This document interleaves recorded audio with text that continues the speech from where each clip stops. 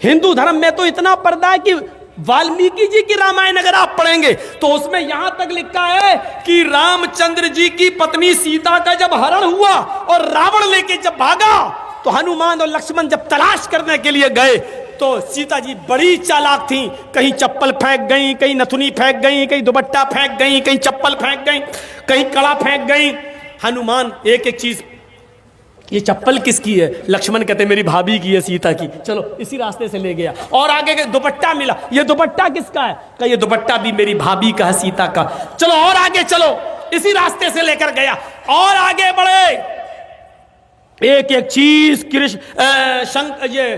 हनुमान जी देते गए और लक्ष्मण पहचानते गए। लास्ट में नाक में पहनने वाली नथुनी मिली, नथुनी। तो हनुमान ने कहा ये नथुनी किसकी है? जल्दी से लक्ष्मण ने कहा अरे यार हनुमान जी ये नथुनी नहीं मालूम है, ये शायद मेरी भाभी की होगी। हनुमान ने कहा सारी चीजें पहचान गए, नथुनी कह रहे होगी।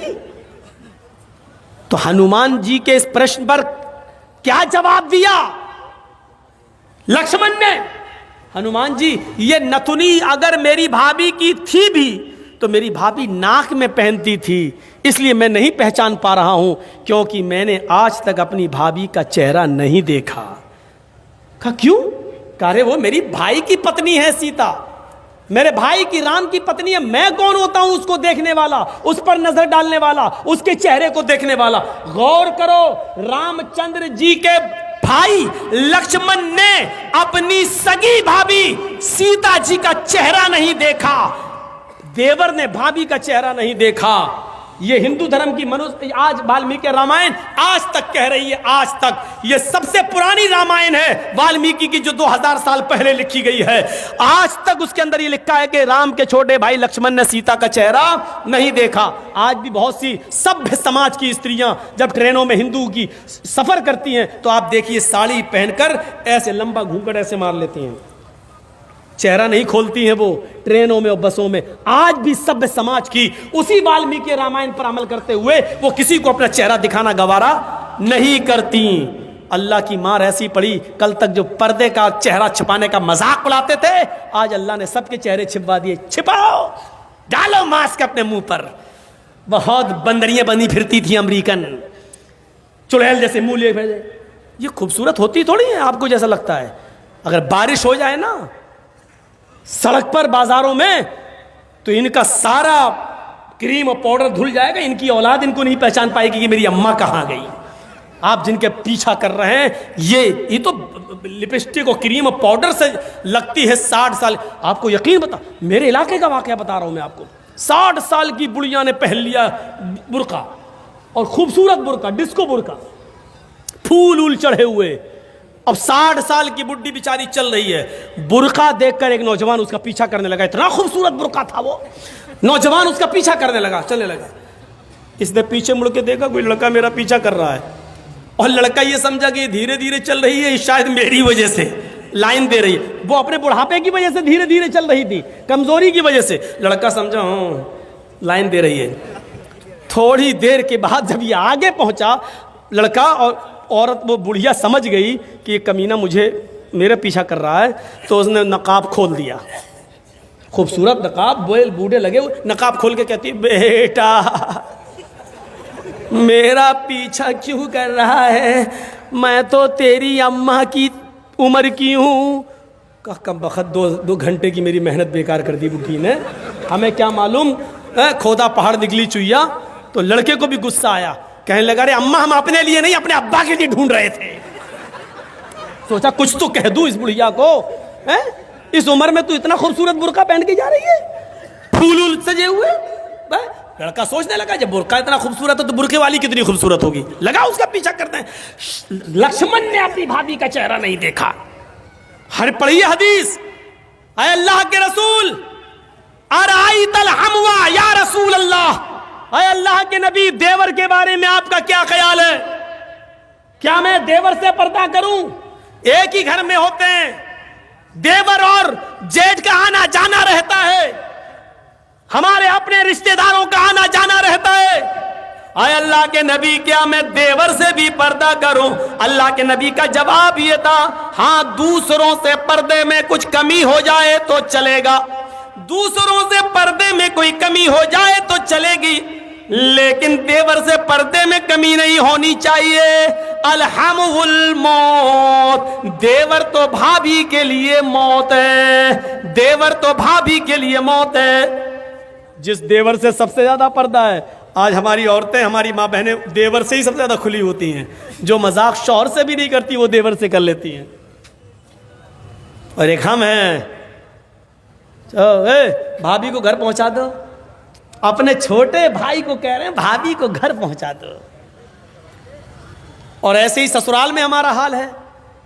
ससुर कह रहा है बेटा अपनी साली को जरा स्कूल छोड़े आओ। मामले दोनों तरफ से गड़बड़ हैं। हमने अपने भाई पर इतना भरोसा कर लिया।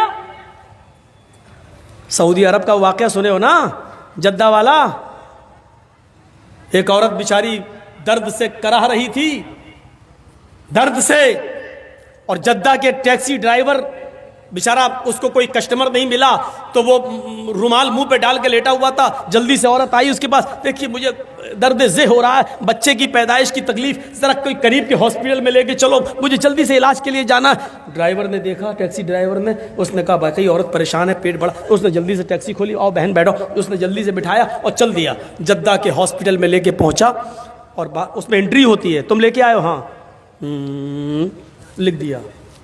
अब ये बैठा है कि जल्दी से वो चेकअप करा के आए, तब हमें पैसा दे, जितना हुआ मेरे रियाल। उधर पता चला साहब उसको एडमिट कर लिया गया है, अभी वो 2-3 दिन रहेगी, आप उसके साथ आए हैं? इसने कहा जी। कहा ठीक है, उसको एडमिट कर लिया गया है।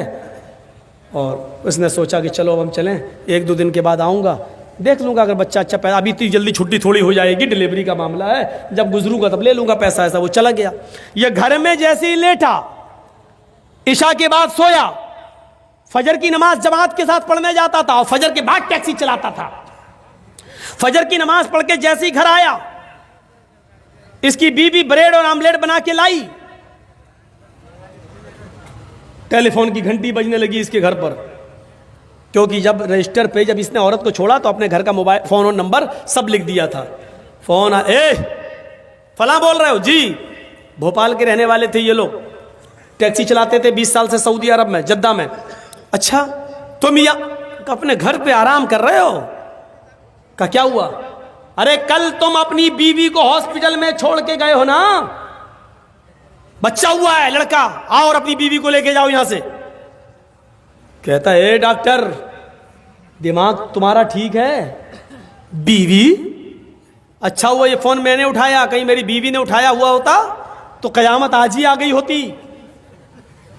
कहा आ रहे हो या मैं पुलिस भेजूं तुम्हारे घर? जिस औरत को यहाँ एडमिट कराने आए हो उसने कहा वही मेरा शौहर था जो यहाँ छोड़ के गया है। मैं आ रहा हूं, तेरा सत्यानाश जाए चुड़ैल डाइन। उसने टैक्सी चलाई और धर से चलाता हुआ चला गया। कहने लगा क्या बदतमीजी है? उसने कहा तुम मुझे छोड़ के चले गए, तुम्हें शर्म नहीं आई? मैं कितनी परेशान रही। रोना शुरू कर दिया। औरत के आंसुओं में भी बड़ी ताकत होती है। वो कहने लगा ये क्या बदतमीजी है? डॉक्टर साहब ये मेरी बीवी नहीं है। डॉक्टर साहब नोक झोंक तो सब घरों में हो जाती है, थोड़ी सी लड़ाई हो गई, हमें यहाँ छोड़ के चला गया। नहीं मैं ये बेटा अरे मेरा नहीं है, चलो अपने घर के झगड़े अपने घर में खत्म करो, चलो। उसने कहा ऐसा है चेकअप कर लो। चेकअप कहा डीएनए टेस्ट करे। ये लड़का आदमी तैयार, कहने लगा ठीक है मैं डीएनए टेस्ट करूंगा। मामला इतना बढ़ गया कि डीएनए टेस्ट की नौबत आ गई। जब इसका ब्लड निकाला जाने लगा और लड़के का ब्लड, तब औरत क्या कहती है? डॉक्टर साहब डीएनए टेस्ट कर लीजिए, लेकिन मशीन कभी कभी गलत रिपोर्ट भी दे देती है। अभी आदमी चिल्लाते हुए कहता चुप, गलत रिपोर्ट दे देती है। अभी पता चलता है 2 घंटे के बाद, 3 घंटे बाद जब रिपोर्ट आएगी, या 2 दिन 3 दिन के बाद, तब पता चलेगा। डॉक्टर साहब इसको यहीं रखिए, 2 दिन के बाद रिपोर्ट आएगी, मैं यहाँ हूं। 2 दिन के बाद गया, डॉक्टर साहब क्या आया? डॉक्टर साहब ने कहा बिल्कुल गलत, ये तुम्हारा बेटा है ही नहीं, जाओ। वो औरत पैर पे गिर गई। डॉक्टर साहब मैंने कहा था ना कि मशीन की रिपोर्ट कभी कभी गलत आ सकती है। आई, अल्लाह की कसम यही मेरा पति है, यही मेरा हस्बैंड है, यही मेरा आदमी है। डॉक्टर कहता है औरत नकले मत दिखा, चल ये तो कभी, ये तो इसका बेटा है ही नहीं, साफ साफ रिपोर्ट में आ गया ये बेटा किसी और का है, इसका नहीं है। वो कहने खूब रोई। डॉक्टर कहता मेरी बहन मैं तुम्हें कैसे बताऊं, इस आदमी की रिपोर्ट इतनी डेंजर है, इस आदमी की रिपोर्ट में तो ये आया है कि ये जिंदगी में कभी बाप बन ही नहीं सकता।